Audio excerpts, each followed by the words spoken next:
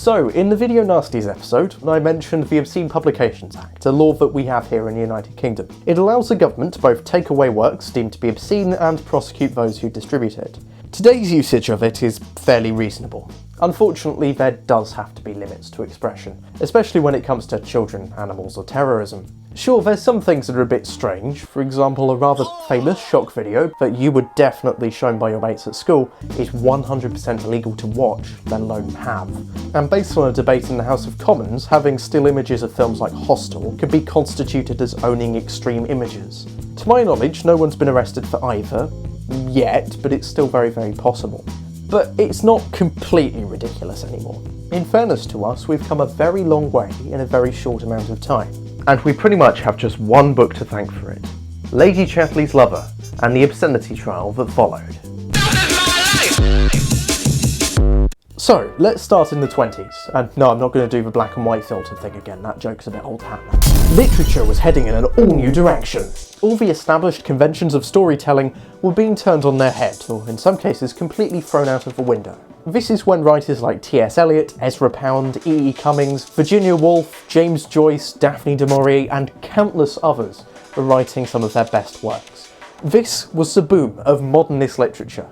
Ideas like moral ambiguity, questioning of authority, stream of consciousness writing, and crucially button-pushing content became very, very mainstream. One of those modernist writers was D.H. Lawrence, who in 1927 wrote his last book, Lady Chatterley's Lover.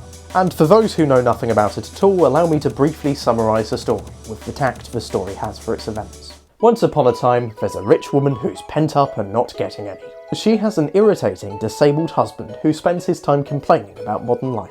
She then meets a working-class gamekeeper who's also not getting any. As D.H. Lawrence would describe in the book, they fuck. The hand gesture really makes it, and then they go and complain about modern life together. There's a few details I'm missing, obviously. Naturally, the contents of this book was a bit ripe for some, and by some I mean the entire English-speaking world. It was quite heavily censored upon its original release in Great Britain and the US. The French and Italians, meanwhile, obviously didn't care about that sort of thing, and it got printed uncut. It would take over 30 years for someone to try and publish an uncut Chatterley here in the UK. And who were the literary heroes that decided to do that? Well, Penguin.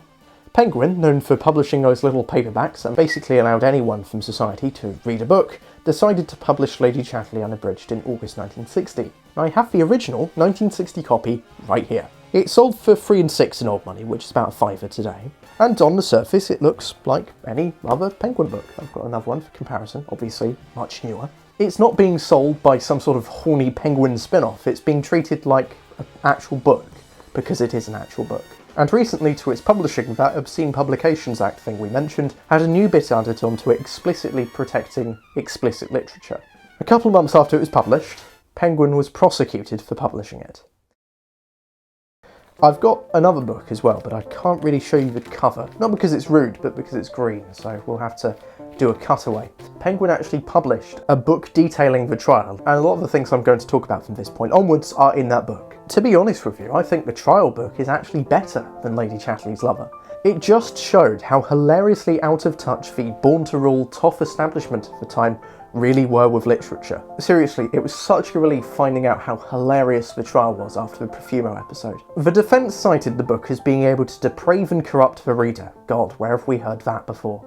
That Lady Chatterley was not in the public good to have easily available, and even though Lawrence was a respected writer with a massive back catalogue, its dirtiness invalidated that. Probably the most famous quote from the case came from Mr. John Mervyn. Guthrie. Griffith-Jones. CBEMC. Yeah, I think based on that you can tell he's part of the prosecution. Is this a book you'd have lying around your own house? A book you'd let your sons and daughters read? Because girls can read as well as boys. Is it a book you'd wish even your wife or servants to read? God, you ever read something and you have no idea where to start? It's sort of ironic that his wife sounds like she's trapped in a similarly sexless predicament to the one the First Lady Chatterley finds herself in. I just hope she was able to find her mellors. On trial as well, seemingly, was D.H. Lawrence's use of repetition. Not once, but on 3 separate occasions I clocked in the transcript, they complain that he repeats words too much. If I pick a random section from this book, I'm bound to find a bit where they're complaining about how he's using the same words. I am asking, do you regard that as good writing to repeat again womb and bowels? Womb and bowels. Bowels and womb. Is that what you call expert artistic writing? This also crosses paths as well with their issues with some of the 4-letter words used, and there's a good bit where the defence had to explain to the judge how people would be aware of its uses in wider society, and this is a direct quote. 50 yards from this court this morning, I heard a man say fuck 3 times as he passed me. He was speaking to himself, and he said, fuck it, fuck it, fuck it, as he walked past. Followed by, and I think this is my favourite line in the whole thing, if you've worked on a building site, you will find fuck recurs over and over again. Also of note is the section where the judge suggested that based on the cheap price of the book, people wouldn't be able to appreciate its literary merit or understand that swear words exist. No, seriously. Griffith-Jones, the counsel that I've mentioned already, was simply, and fairly put, a complete cretin.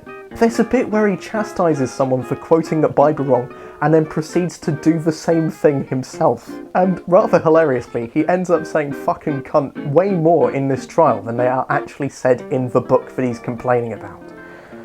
I'm skimming over, there are plenty of other details in this book that I've had to leave out because otherwise this video would be 20 minutes of me laughing at stupid establishment types. Seriously, if you can pick a copy of this up on eBay, I really recommend it because it's bloody funny. Best comedy book of the 60s, hands down. Thankfully, at this trial, dozens of writers, literary experts, sociologists, and this is the one that surprised me, vicars were on hand ready to defend Britain from censorship. The transcripts of the court give tons and tons of great examples of people both defending work that they agree with and defending people's right to express an opinion, even if they think it's invalid. However, the defence still had the odds against them. Reading it, it feels like the judge definitely sides with the prosecution, part of which seems to stem from Lawrence's apparent advocating of a criminal act in the passage of the book involving the back passage. Anal was actually illegal for straight people until the late 90s. But thankfully, in this case, sanity prevailed.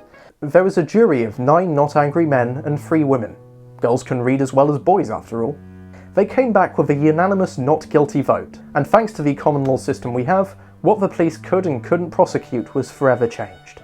From then on, an obscenity charge for writing something that may offend was not only less likely, but if it was prosecuted, it was way less likely to be charged and convicted. The common law was now on your side for the first time ever. I mean, granted, there were still cases where prosecutions did happen. There was the Fanny Hill one later in the 60s, where we banned a 200-year-old book because it had spanking in it. Seriously, we did that.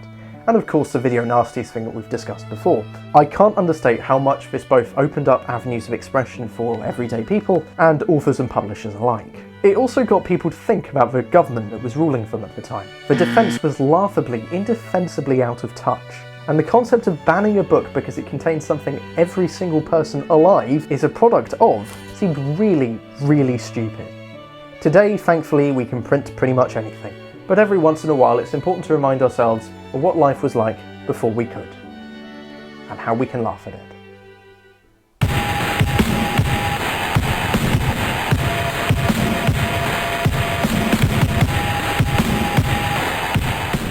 These young ladies are enjoying Lady Chatterley's lover.